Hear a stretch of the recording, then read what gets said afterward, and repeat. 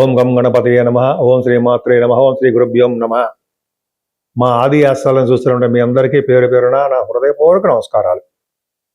ఇప్పుడు మనం సూర్య భగవానుడు రవి గురించి చెప్పుకుందామండి. రవి గ్రహం మార్పు సింహరాశిలో 17 ఆగస్టు 2026 నుండి ఆయన 16th సెప్టెంబర్ వరకు ఉంటాడండి. 1 month వరకు సింహరాశిలో ఉంటాడు. సూర్య భగవానుడు తన ఓన్ హౌస్లో ఉంటాడు. ఇప్పుడు మనం ఓన్ హౌస్లో ఉన్నాం అనుకోండి, మనం ఎంత బ్రహ్మాండంగా ఎలా ఉంటాం అలాగా అద్భుతమైన ఫలితాలు ఇవ్వడానికి మన ఓన్ హౌస్కి వచ్చాడు సూర్య భగవానుడే.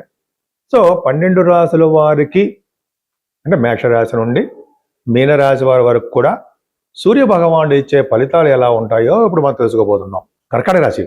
కర్కాటక రాశిలో second house, the lord is in second house. Beautiful. ధన సంపాదన బాగా ఇస్తాడండి ఆయన. అంటే మీకు కర్కాటక రాశి వాళ్ళకి ఫైనాన్షియల్ స్టేటస్ని పెంచుతాడు, కుటుంబంలో వృద్ధి చేస్తూ ఉంటాడు, ముఖవర్చస్సుని పెంచుతూ ఉంటాడు, ఆదాయ వనరులు పెరిగేట్ చేస్తుంటాడు. బంధువుల్లోనూ మీ స్నేహితుల్లోనూ మీకు ఒక సపరేట్ ఎంటిటీ, మీకు ఒక ప్రత్యేకమైన స్థానం ఉండడానికి అవకాశాలు ఎక్కువ ఉన్నాయి. సూర్యభగవానుడు సామాన్యుడు కదండి. అదే సూర్యభగవాన్ ఆరాధన, ఆదిత్య హృదయం శుభలు చెప్పుదాం.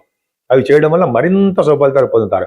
కర్కాటక రాశి వాళ్ళకి రవి ముఖ్యంగా మీ పాటలు పాడేవాళ్ళు ఉంటారు కదా, ఆ పాటలు పాడేవాళ్ళకి రవి మంచి యోగాన్ని ఇస్తుంటాడు.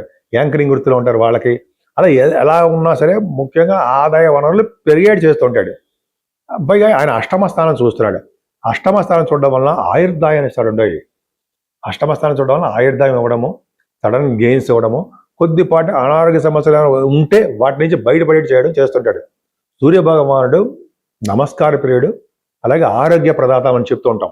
అష్టమ స్థానం కూడా చూస్తున్నాం కాబట్టి ఎటువంటి అనారోగ్యం లేకుండా మీరు బాగా ఉంటారు. నేను మీ డాక్టర్ వాడ్రి వాదినారాయణరావు. మీ జాతకాలు లేదా మీ ఫ్రెండ్స్ సంబంధించిన జాతకాలు, లేకపోతే మీ తోబుట్టువులు కానీ, మీ బంధువులు కానీ, మీ స్నేహితులు కానీ జాతకాలు తెలుసుకోవాలనుకుంటే మీరు మీ date of birth, time of birth, place of birth ఇవన్నీ కూడా ఉండాలండి.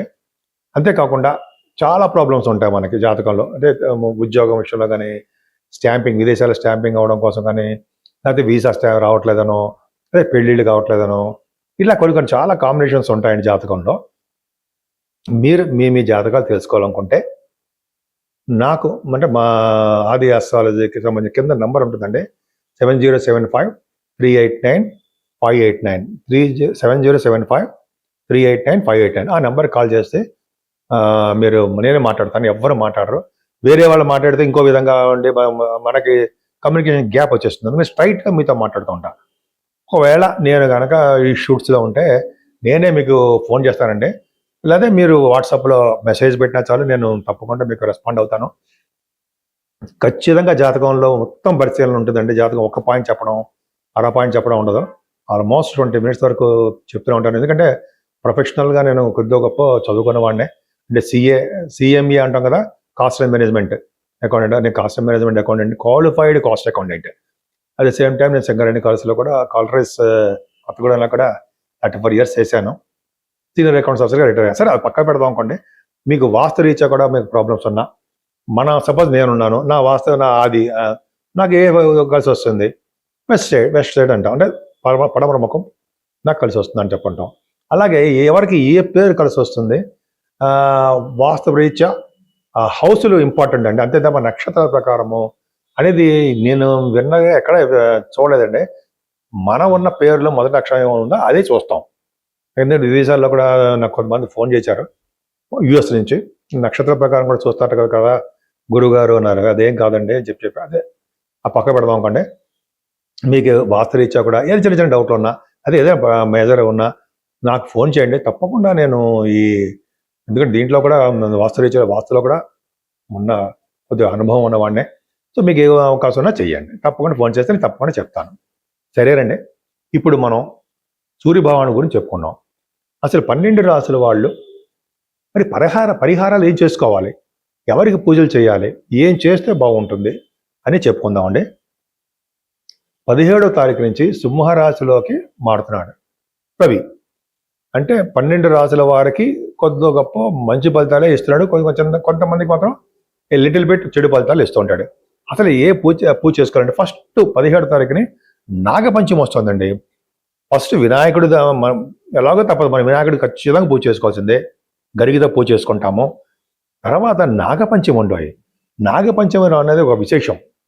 ఎవరైతే సుబ్రహ్మణ్యేశ్వర స్వామి ఆలయాలు దర్శనం చేసుకుని సోమవారికి ఆవు పాలతో అభిషేకం చేయించుకుని అలా చేయించుకొని మనం అష్టోత్తరాలు చేసుకుంటూ ఉంటామో వాళ్ళకి పాముల వలన వచ్చే దోషాలు పరిహారం అవుతాయి. వాళ్ళకి చక్కటి పిల్లలు పుట్టడము, సంతానం వృద్ధి అవ్వడము, పెళ్ళిళ్ళు అవ్వడము, ఎటువంటి ప్రాబ్లమ్స్ ఉన్నా, సర్ప దోషం ఉన్నా సరే వాటి నుంచి పరిహారం అవ్వడం కూడా జరిగి తీరుతుంది. మర్చిపోకూడదుమా?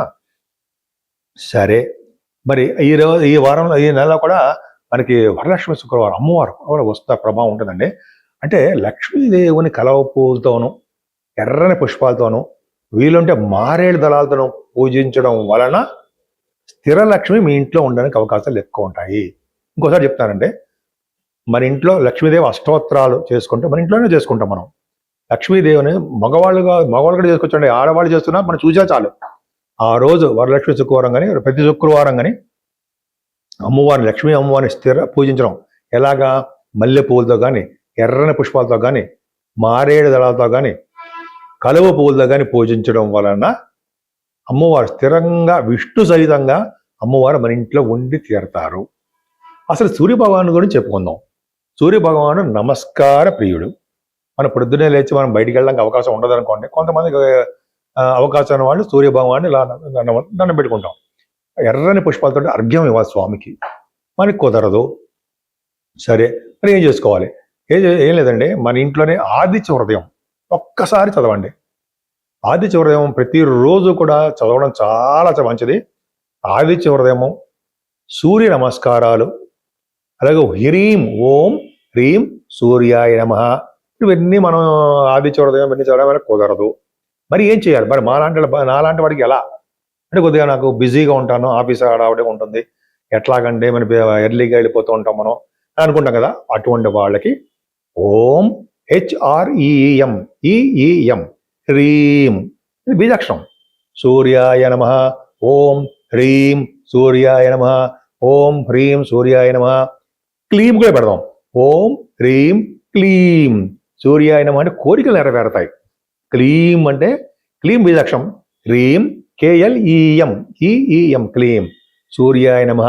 ఓం హ్రీం క్లీం సూర్యాయ నమః అని సూర్య భగవాన్ దండం పెట్టుకోండి. అంటే 100 సార్లు, మన వేళ మీద లెక్క పెట్టేసుకోవచ్చు కదండి, 10 సార్లు 100 సార్లు.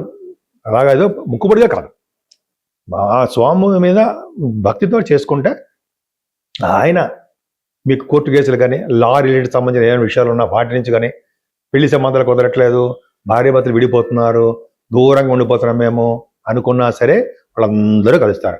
విదేశాలు వెళ్ళలేకపోతున్నాను, చాలా కాలం ట్రై చేస్తాను, నాకు ఎడ్యుకేషన్ రావట్లేదు అన్న వాళ్ళకి కూడా సూర్యభగవాన్ ఇస్తాడు.